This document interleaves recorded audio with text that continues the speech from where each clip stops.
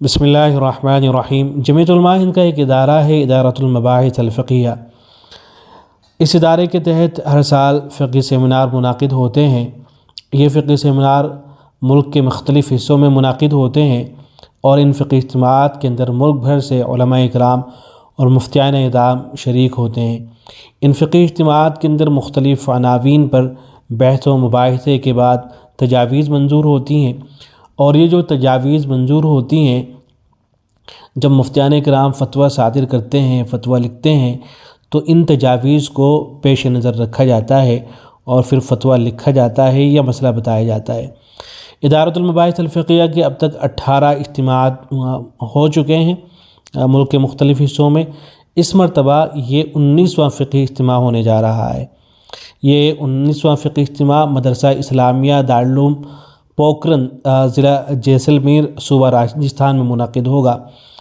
اور اس مرتبہ جو عناوین ہیں وہ ہیں: سونے کی خرید و فروخت کی بعض صورتوں کی تنقیح، کرپٹو کرنسی اور اس کا شرعی حکم، EPF کی شرعی حیثیت پر غور و خوض۔ ان عناوین کے اندر ویسے تو ہر عنوان بڑی اہمیت کا حامل ہے، لیکن خاص طور سے جو کرپٹو کرنسی کا عنوان ہے اس کی اہمیت ظاہر ہے، ہم سب اچھی طرح سے جانتے ہیں کہ کس قدر یہ ٹاپک اور عنوان اہمیت کا حامل ہے۔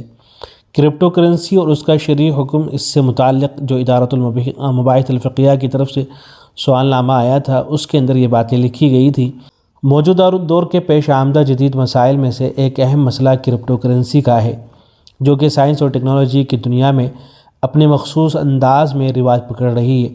لوگوں کی بڑی تعداد اس کی طرف راغب ہو رہی ہے اور دنیا کے مختلف کاروباری اداروں نے ان کرنسیوں میں لین دین کرنا شروع کر دیا ہے۔ بعض تجزیہ نگاروں کا یہ بھی کہنا ہے کہ ہو سکتا ہے کہ مستقبل میں یہی کرنسیاں استعمال ہونے لگیں۔ کرپٹو کرنسی کا مختصر تعارف یہ ہے: کرپٹو کرنسی ایک ایسا زر ہے جو ہندسوں کی شکل میں ہوتا ہے۔ اس کا کوئی حصی وجود نہیں ہوتا۔ اس کی تخلیق کا ایک خاص طریقہ ہے۔ کرپٹو کرنسی کا استعمال انٹرنیٹ کے ذریعے ہوتا ہے۔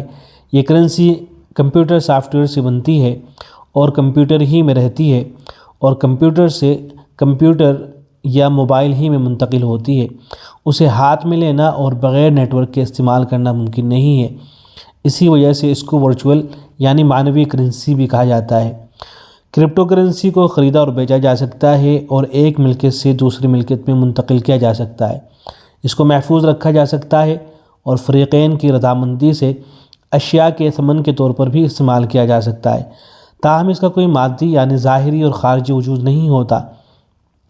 اس کو نہ تو کسی حکومتی ادارے نے جاری کیا ہے اور نہ ہی کسی سرکاری ادارے کا اس پر کوئی اختیار ہے۔ یہی وجہ ہے کہ کوئی حکومت یا ادارہ یا شخص اس کو نہ ختم کر سکتا ہے اور نہ ہی عام نقود کی طرح مشینوں سے اس کو چھاپا جا سکتا ہے۔ کرپٹو کرنسی کے لین دین کو مستقل طور پر بلاک چین، الیکٹرانک رجسٹر یا بہی کھاتہ پر ریکارڈ کیا جاتا ہے۔ کرپٹو کرنسی میں سرمایہ کرنے والوں کے کھاتے روایتی بینک کھاتوں کی طرح نہیں ہوتے ہیں، بلکہ نمبروں اور حروف پر مشتمل پاس ورڈ ہوتے ہیں جن کے ذریعے کرپٹو کرنسی منتقل ہو سکتی ہے۔ اس وقت دنیا میں کرپٹو کرنسی کی مختلف شکلیں پائی جاتی ہیں، مختلف ناموں سے چل رہی ہیں۔ 2009 میں پہلی کرپٹو کرنسی بٹ کوائن وجود میں آئی تھی۔ بٹ کوائن سب سے بڑی اور سب سے مشہور کرنسی ہے۔ اس کے علاوہ ایتھیریم اور ریپل وغیرہ بھی معروف کرنسیاں ہیں۔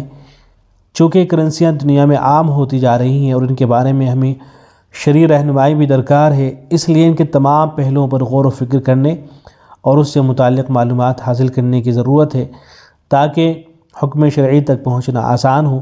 اسی بنا پر ادارۃ المباحث الفقیہ جمعیت علماء ہند نے اپنے 19ویں فقہی اجتماع کا موضوع کرپٹو کرنسی کی شرعی حیثیت کو بنایا ہے۔ پھر آگے اس میں سوالات ذکر کیے گئے ہیں، یعنی جن سوالات پر بحث ہونی ہے اور علماء اور مفتیان کرام ان عناوین پر بحث کریں گے، انہی پر انہوں نے مقالے لکھے ہیں اور پھر انہی کے جوابات جو ہے وہ تجاویز کی شکل میں آئیں گے۔ ایک سوال تو یہ ہے کہ کرپٹو کرنسی، بٹ کوائن، ایتھریم، یہ جو مختلف کرنسیاں ہیں ان کی حقیقت کیا ہے؟ کرپٹو کرنسی اور بلاک چین ٹیکنالوجی میں کیا تعلق ہے؟ دوسرا سوال یہ ہے کہ کرپٹو کرنسی میں مائننگ یعنی تخلیق و ایجاد کا عمل کیا ہوتا ہے اور یہ عمل کرنا شرعاً جائز ہے یا نہیں؟ اسی طرح اس عمل کو کمائی کا ذریعہ بنانا درست ہے یا نہیں۔ تیسرا سوال یہ ہے کہ کیا کرپٹو کرنسی کو کاغذی کرنسی کی طرح ثمن عرفی قرار دیا جا سکتا ہے؟ چوتھا سوال یہ ہے کہ کیا کسی چیز کے کرنسی ہونے کے لیے حکومت کا اسے تسلیم کرنا ضروری ہے؟ پانچواں سوال یہ ہے کہ جن لوگوں نے کرپٹو کرنسی حاصل کر رکھی ہے کیا ان کے حق میں اس کی حیثیت مالکی ہوگی اور اس میں زکوٰۃ فرض ہوگی یا نہیں؟ چھٹا سوال یہ ہے کہ کیا فریقین کے تسلیم کر لینے کی وجہ سے کرپٹو کرنسی کو اثاثے کا حکم دیا جا سکتا ہے؟ ساتواں سوال یہ ہے کہ کرپٹو کرنسی میں سرمایہ کاری کرنا اور اس سے نفع حاصل کرنا شرعاً درست ہے یا نہیں؟ آٹھواں سوال یہ ہے کہ بٹ کوائن کی اپلیکیشن کو استعمال کر کے پوائنٹس کے ذریعے بٹ کوائن حاصل کرنا اور پھر ان کو ملکی کرنسی روپے ڈالر وغیرہ میں تبدیل کر کے کمائی کرنا جائز ہے یا نہیں؟ نواں سوال یہ ہے کہ کیا کرپٹو کرنسی میں سود، قمار اور سٹے کا پہلو نکلتا ہے یا نہیں؟ اس موضوع سے متعلق مزید معلومات کے لیے ادارۃ المباحث الفقیہ کی جانب سے ویب سائٹ سے رجوع کیا جا سکتا ہے، جس کا پتہ بھی دیا گیا ہے۔ تو بہرحال یہ مختلف سوالات ہیں۔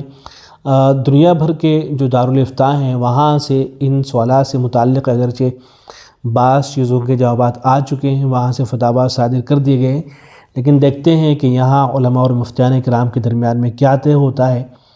آیا جو کرپٹو کرنسی ہے اس کو بالکل ناجائز قرار دے دیا جاتا ہے، یا ہے کہ کچھ شرطوں کے ساتھ اجازت دی جاتی ہے، یا ہے کہ اس کے مطلقاً جواز کی شکل نکلتی ہے؟ جو بھی یہاں تجاویز منظور ہوں گی انشاءاللہ ان کے بارے میں تفصیل سے عرض کر دیا جائے گا۔ دعا فرمائیں کہ یہ فقہ سیمینار بحسن خوبی اپنے اختتام کو پہنچے۔ السلام علیکم ورحمۃ اللہ۔